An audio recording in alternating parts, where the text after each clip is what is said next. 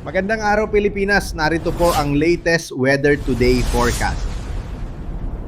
Narito na ang lagay ng ating panahon ngayong araw nga ng linggo. Sa ating latest satellite images, makikita po natin na iba't ibang weather systems pa rin ang nakakaapekto sa ating bansa. Ang northeast monsoon o amihan ang magdadala pa rin ng mga pag-ulan, partikular na sa ilang bahagi ng extreme northern Luzon. Ang shearline naman, ang shearline po ay nasa pagitan ng mainit na hangin mula dito sa Karagatang Pasipiko, tinatawag nating easterlies, at yung malamig na hangin na mula naman sa northeast monsoon o amihan. At dahil po dyan, may mga kaulapan, makikita nyo, may mga kaulapan po dito sa may bahagi, sa may silangang bahagi ng northern Luzon, magdadala pa rin ng mga pag-ulan sa malaking bahagi ng Cagayan Valley at maging sa Cordillera. Samantala naman, makikita po ninyo itong kumpol ng kaulapan na nasa may silangang bahagi ng Mindanao.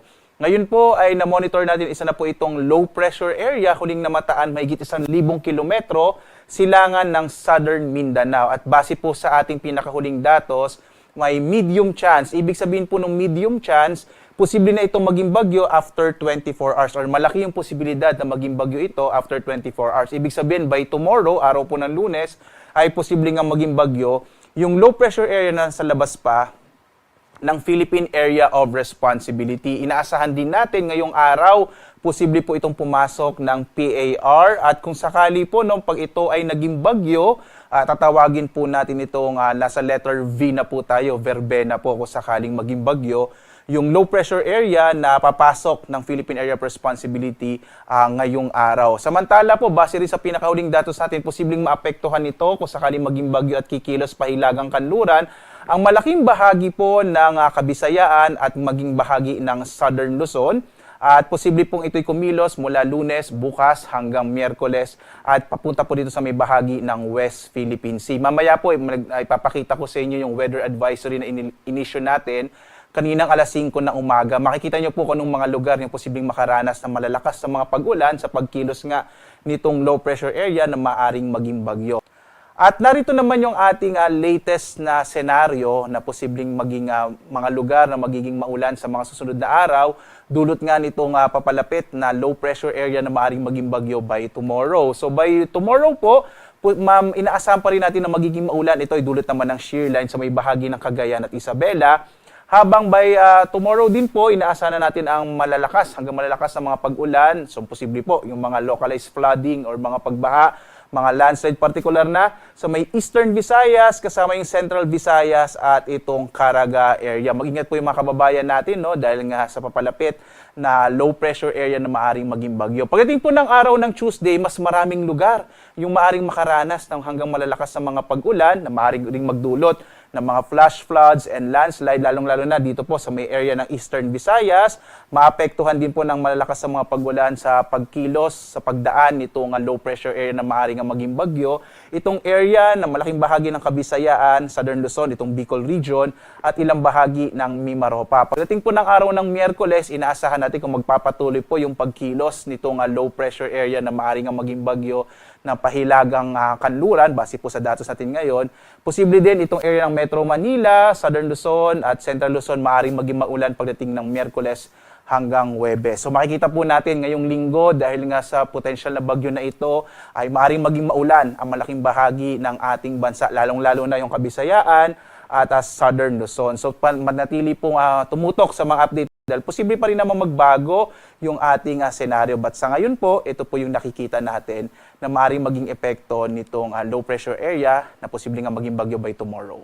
Ngayong araw naman, inaasahan pa rin natin ang malaking posibilidad ng pag-ulan sa malaking bahagi ng silangang bahagi po ng Luzon, partikular na itong area ng Cagayan Valley region, maging yung Cordillera, at ang bahagi din po ng Aurora, kasama yung Quezon at Camarines Norte. Ito ay dulot ng pinagsamang epekto ng shear line dito sa may silangang bahagi ng Northern Luzon at ang bahagi naman ng silangang bahagi ng Central at Southern Luzon ay makararanas din ng mga pagulan dulot naman ng easterlies o yung hangin nagbumula sa Karagatang Pasipiko. May mga pagulan ding mararanasan sa nalalabing bahagi po ng Cordillera at gayon din sa may area ng Batanes, dulot naman ng northeast monsoon, habang ang nalalabing bahagi ng Ilocos region makararanas sa mga isolated o pulupulong may hinang pagulan dulot ng amihan.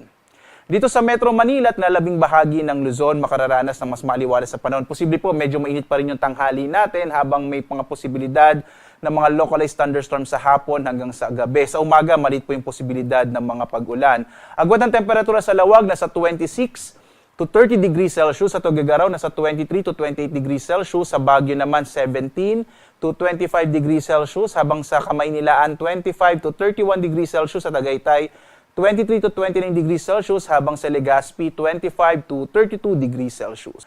Sa bahagi naman ng Palawan, makararanas din ng mga isolated o pulupulong pag-ulan pagkilat pagulog sa bahagi ng lalawigan ng Palawan. Agwat ang temperatura sa Calayan Islands, 25 to 32 degrees Celsius, habang sa Puerto Princesa nasa 25 to 32 degrees Celsius. Malaki naman yung posibilidad ng mga pag-ulan sa bahagi ng Eastern Visayas ngayong araw, lalo na mamayang hapon hanggang sa gabi, lalo't papalapit po itong low pressure area. So yung mga kaulapan ng LPA ay magdadala ng mga pag-ulan sa bahagi ng Eastern Visayas at maging sa bahagi po ng Bohol. Ang nilalabing bahagi ng Kabisayaan, makararanas naman ng mga localized rain showers and thunderstorms sa hapon hanggang sa gabi. Agwat ang temperatura sa Iloilo, 26 to 31 degrees Celsius. Sa Cebu naman, 25 to 31 degrees Celsius. Habang sa Tacloban, nasa 25 to 32 degrees Celsius.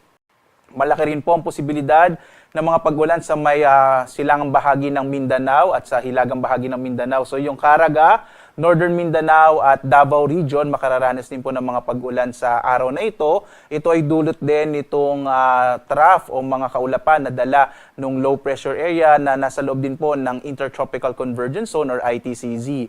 Ang nalabing bahagi naman ng Mindanao makararanas ng mga isolated o pulupulong pag-ulan pagkilat pagkulog sa hapon hanggang sa gabi. Malit pa yung posibilidad ng mga pag-ulan sa nalabing bahagi ng Mindanao ngayong umaga. Agwat ang temperatura, Zamboanga nasa 25 to 33 degrees Celsius, sa Cagayan de Oro 25 to 31 degrees Celsius, habang sa Davao 26 to 32 degrees Celsius. At dahil nga po sa paglakas pa rin ng amihan, ay may nakataas tayong gale warning sa may bahagi ng Batanes at Babuyan Islands, habang dito sa may kanlurang baybayin po ng Luzon, inaasahan natin ang katamtaman hanggang sa maalong karagatan. Iwasan muna pong pumalaot, lalong-lalo na sa may bahagi ng Batanes at Babuyan Islands, yung mga maliliit na sakyang pandagat, maliliit na mga bangka sa mga baybayin po ng Batanes at Babuyan Islands. Dahil nga magiging maalon yung karagatan, dulot po ito nitong northeast monsoon o hanging amihan.